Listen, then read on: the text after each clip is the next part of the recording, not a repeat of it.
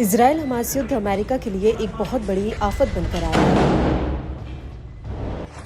एक तरफ जहां ईरान, हूती, सीरिया और इराक के प्रतिरोधियों के साथ मिलकर मिडिल ईस्ट से उसे खदेड़ने में लगा हुआ है, वहीं यमन का हूती अमेरिकी सेना को अरबों डॉलर का पलीता लगा रहा है। वो इसलिए क्योंकि हूती लाल सागर से लेकर यमन के भीतर तक लगातार इजरायली सेना पर हमला कर रहा है और हूती ने लाल सागर में अमेरिका के कई युद्धपोतों पर रॉकेट, ड्रोन और मिसाइल हमले किए हैं।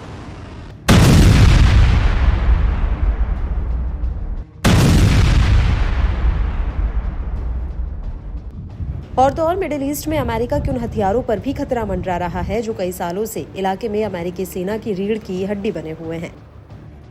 और इस लिस्ट में MQ-9 रीपर ड्रोन का नाम सबसे पहले आता है, जो अपने आप में बेहद ही ताकतवर है। लेकिन अब ऐसा लग रहा है कि यमन और लाल सागर MQ-9 ड्रोन्स का कब्रिस्तान बन चुके हैं, क्योंकि अमेरिका का कोई भी ड्रोन यमन या फिर उसके आसपास जाने की कोशिश करता है, वैसे ही हूती के लड़ाके उसे आसमान में ही ढेर कर देते हैं।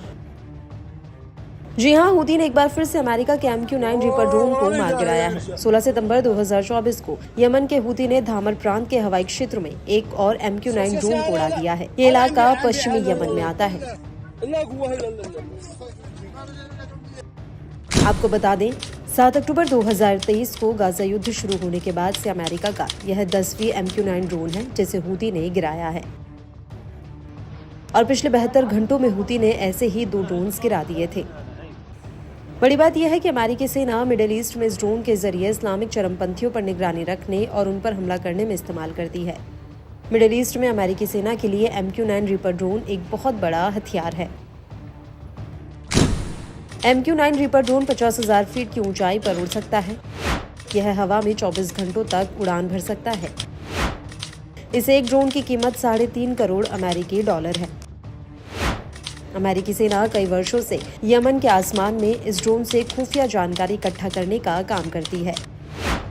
यहां तक कि 2014 में यमन में हुए गृह युद्ध के दौरान भी इस ड्रोन ने अहम भूमिका निभाई थी। बड़ी बात यह है कि अमेरिकी ने MQ-9 रीपर ड्रोन के दम पर कई बड़े ऑपरेशंस को अंजाम दिया। 3 जनवरी 2020 को अमेरिका ने इराक की राजधानी बगदाद में IRGC के कमांडर कासिम सुलेमानी को इसी ड्रोन से मार गिराया था। इसके बाद 31 जुलाई 2022 को अल-कायदा के नेता और 9/11 के आरोपी अयमान अल-जवाहिरी को भी अमेरिका ने काबुल में MQ-9 ड्रोन से मार गिराया था। ऐसे में हूती द्वारा एक और MQ-9 को गिराना अमेरिका के लिए बहुत बड़ा झटका है।